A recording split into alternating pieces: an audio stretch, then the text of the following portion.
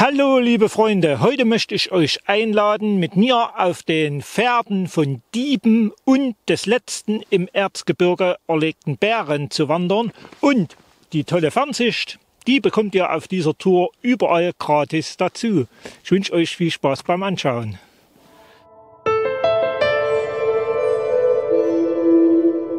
Start unserer Wanderung ist der Trakenerhof in Großwaldersdorf.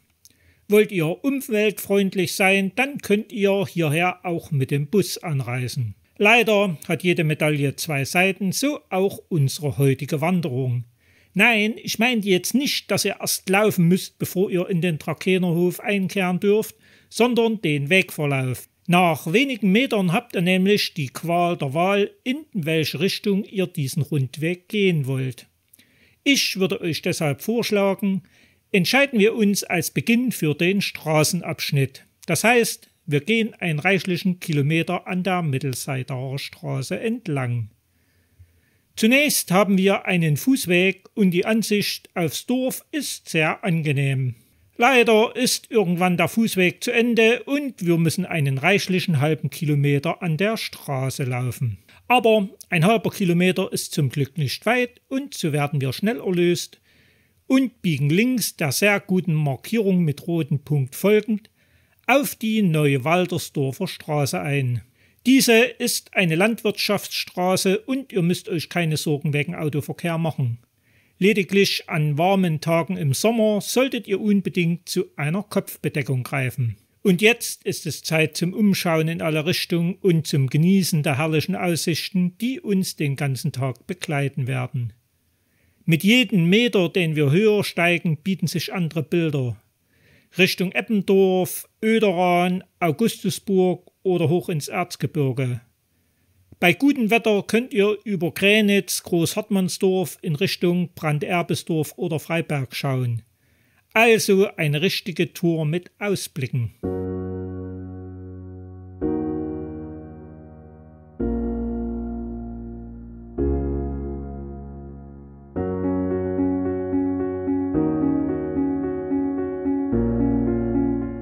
Schließlich kommen die ersten Häuser von Neuwaldersdorf in Sicht. Hier locken zwar weitere Wanderwege, dennoch solltet ihr ein wenig aufpassen, denn wir bleiben weiterhin auf unserem rot markierten Weg und biegen rechts in den schmalen Feldweg ab. Nicht weit zu laufen und wir bekommen ein neues, erneut sehr schönes Panorama geboten. Nämlich den Blick Richtung Seida übers Osterzgebirge bzw. Richtung Mittleres Erzgebirge.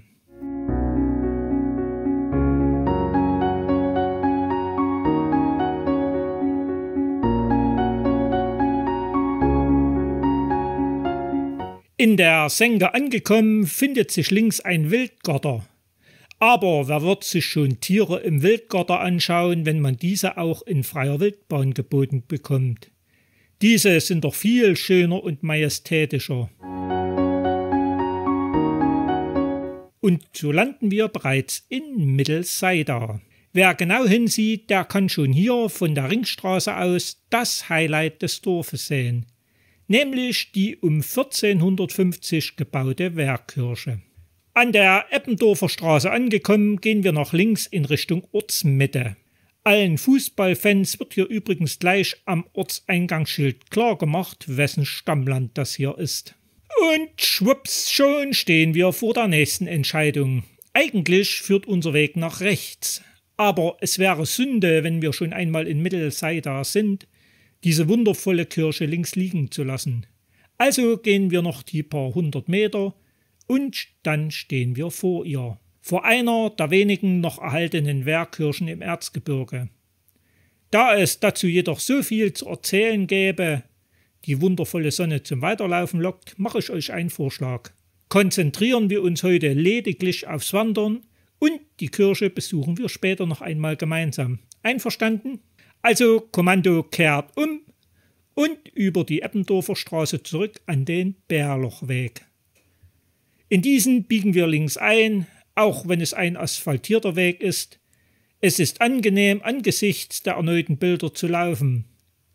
Und siehe, es gibt auch hier da Möglichkeiten mehrere. In Lippersdorf könnten wir beispielsweise auf eine weitere der Wehrkirchen treffen. Aber hallo, was denn da so eilig? Frisch vom Hühnerdiebstahl gekommen? Bist du etwa einer der Diebe, nach denen der Weg benannt ist? An der nächsten Kreuzung biegen wir rechts ab. Und wie immer, der Weg ist ganz einfach, dazu hervorragend ausgeschildert.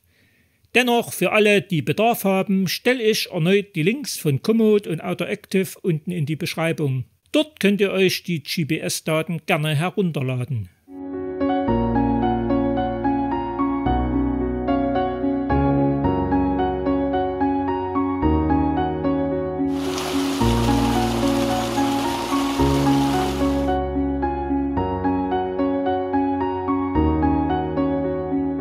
Kurz nach der Senke erreichen wir ein einsames und sehr idyllisches Gehöft. Dieses Schild sollten wir ernst nehmen, denn wir haben das Bärloch tatsächlich erreicht. Und vielleicht hält Meister Petz an die Wand angelehnt nur seinen Winterschlaf. Ach nein, eine Tafel am Schuppen klärt uns auf. Hier soll 1700, also lange vor dem sogenannten Problembären Bruno, der letzte Bär des Erzgebirges erlegt worden sein. Wir gehen durchs Gehöft durch und benutzen den im Winter etwas schwerer zu erkennenden Feldweg. Nur bei viel und frischem Schneefall könnte es hier ein Problem geben. Am Tag meiner Wanderung war, wenn man gut und sicher zu Fuß ist, der Weg gut begehbar.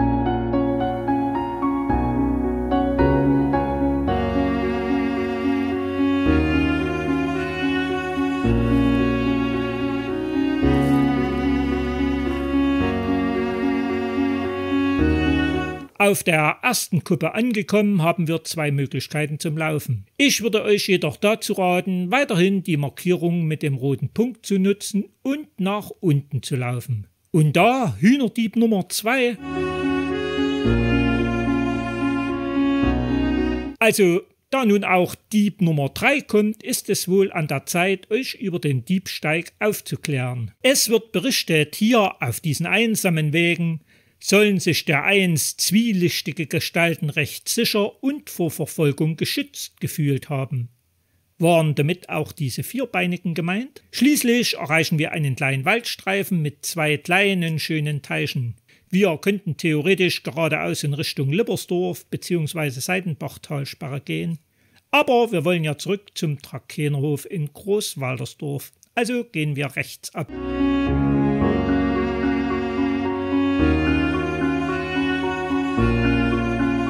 Und wo es Verstecke für Diebe und erlegte Bären gibt, da sind des Teufels Häuser wohl auch nicht weit. Deshalb lassen wir diese vorsorglich links liegen und stapfen weiter in Richtung Waldersdorfer Höhe hoch. Oben angekommen bekommen wir erneut schöne Ausblicke geboten, denn die Waldersdorfer Höhe war da einst der höchste Punkt im früheren Kreis Flöha.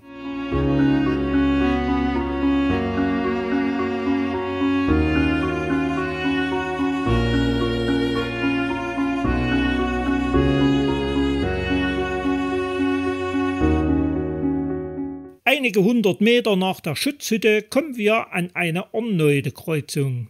Wem der Schnee zu hoch liegt, der kann auch geradeaus laufen und kommt erneut an die Mittelseidaer Straße. Allerdings müsste man dann wieder ein ganzes Ende Straße in den Ort hineinlaufen.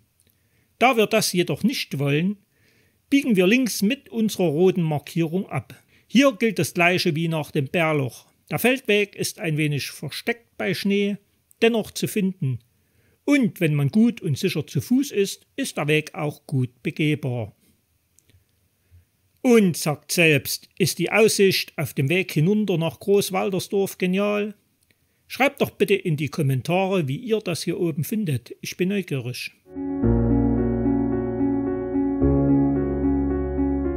Unten angekommen erreichen wir die frühere LPG und es geht, wie ihr seht, inzwischen tatsächlich gerade hindurch. Und auch das alte Tor steht offen und ist zu passieren. Geschafft! Wir sind zurück an der Mittelseidaer Straße. Links wenige Meter und ihr könnt endlich im Trakehnerhof einkehren. In diesem Sinne, ciao und bis bald.